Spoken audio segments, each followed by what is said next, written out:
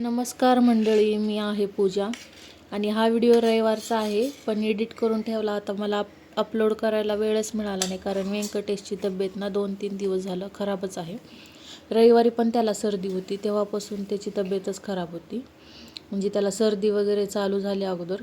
त्याची इच्छा नव्हती तरी पण म्हणजे आम्ही बाहेर घेऊन गेलो होतो त्याला, कारण त्याला पण सारसबागेला जायचंच होतं. कारण मागच्या वेळेस आम्ही गेलो होतो ना, तिथे त्याने एक रोबोट कार बघितली होती, ते पण त्याला घ्यायचं होतं.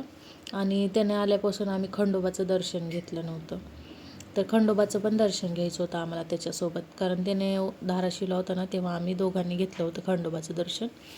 तर त्याने आल्यावर एकदा घ्यावं म्हणून आम्ही रविवारी गेलो होतो, कारण रविवारी पण संकष्ट चतुर्थी होती. मग सारसबागेच्या समोर एक खंडोबाचं मंदिर आहे, अगोदर आम्ही सारसबागेत गेलो. घरी जाता जाता खंडोबाचं दर्शन घेता येईल असं ठरवलं आम्ही. तर चतुर्थीच्या दिवशी ना खूप गर्दी होती सारसबागेच्या सिद्धिविनायकाला. आम्ही गेलो, गर्दी दिसली आम्हाला. त्याचा तिथं मूडच नव्हता, म्हणजे त्याला तिथे पण कसतरी होत होतं. मी एक काही दुर्वा आणि गुलाबाचं फूल घेतलं आणि थोडासा प्रसाद घेतला. त्याला थोडंसं चिडचिड होत होतं. मग निघालो आम्ही. तिथे पण खूप लाईन होती, पायरीपर्यंत लाईन होती, खालच्या याच्यापर्यंत. मग थोडंसं पुढं गेल्यानंतर मला कळालं की प्रसादच घ्यायचा राहिला आहे. मग तिथे एक काका होते, त्यांच्याकडून मोदकाची पेढे होते ते घेतले आणि आम्ही वरती निघालो. वरती पण बरीच लाईन होती आणि आतमध्ये ना फोटो काढायला अलाउड नाही आहे, त्याच्यामुळं ना मी बाप्पाचे फोटो वगैरे काढलेले नाही आहेत. तर लांबूनच तुम्हाला मी म्हणजे दाखवते आहे गर्दी वगैरे किती आहे.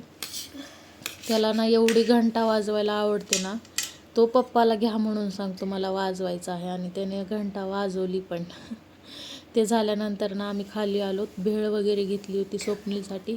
माझा तर चतुर्थीचा उपवास होता, त्याच्यामुळे मी पेरू घेतला होता.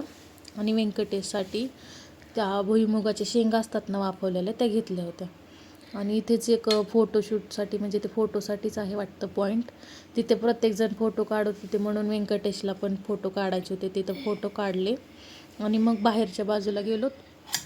तिथे त्याला रोबोट कार घ्यायची होती, कारण कधी एकदा असं बाहेर जातो आहे असं झालं होतं त्याला. कारण मागच्या वेळी एका आजीकडे बघून ठेवली होती त्याने घ्यायची, म्हणून मीच घेतली नव्हती. कारण एवढ्या गाड्या वगैरे झाल्यात ना त्याच्याकडे, त्याच्यामुळं मी नको म्हणत होते, म्हणून आणलं होतं त्याला घरी वापस. तर त्याने आज घ्यायची म्हणून फिक्सच ठरवलं होतं. मग त्याच आजीकडे गेलो. त्या आजीने पण आम्हाला लगेचच ओळखलं आणि लगेचच त्यांनी ते रेड कलरची, म्हणजे त्यांच्याकडे 2 कलरच्या गाड्या होत्या, एक येलो कलरची आणि एक रेड कलरची. व्यंकटेशला रेड कलरची हवी होती, मग ती घेतली आणि एवढा खुश होत होता ना बघून, खरंच खूप खुश होत होता. मग तिथून आम्ही डायरेक्ट मग खंडोबाच्या मंदिराकडे गेलो, कारण त्याला खंडोबाच्या पायथ्याशी घालायचं होतं ना, म्हणून. जेजुरीला नाही तर नाही म्हटलं, इथंच आपल्या घराजवळ आहे खंडोबा, तिथे तर जाऊया. कारण चंपाषष्ठीला पण आम्हाला जाणं झालं नव्हतं, म्हणून आम्ही इथं आलो. इथे पण ना चंपाषष्ठीला एवढी गर्दी असते ना, खूप छान सजावट वगैरे करतात, जेवण वगैरे असतं, सर्व काही असतं. आज पण प्रसाद म्हणून खिचडी होते.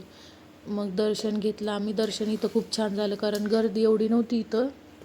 तर खरंच खूप छान दर्शन झालं. फक्त एवढंच की ते चंपाषष्ठीनिमित्त त्यांनी बाहेर ते टेबल लावलं होतं, त्याच्यामुळे आतमध्ये जायला परवानगी नव्हती. बाहेरूनच आम्ही पाया पडलो, नाहीतर आतमध्ये जाऊ देतात ते आणि पाया पडू देतात.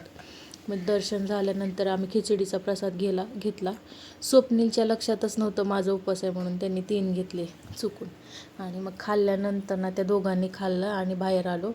ॲटोचा वेटच करत होतो घरी जाण्यासाठी, कारण आज कुठं फिरायला जायचा मूड नव्हता. तेवढंच आम्ही देवदर्शन केलं. व्यंकटेशला पण थोडंसं बरं नव्हतं ना, त्याच्यामुळं मग आम्ही घराकडे निघालो. तर तुम्हाला कसा वाटला व्हिडिओ मला नक्की कमेंट करून सांगा, आणि भेटूयात उद्याच्या व्हिडिओमध्ये. चला मग, बाय.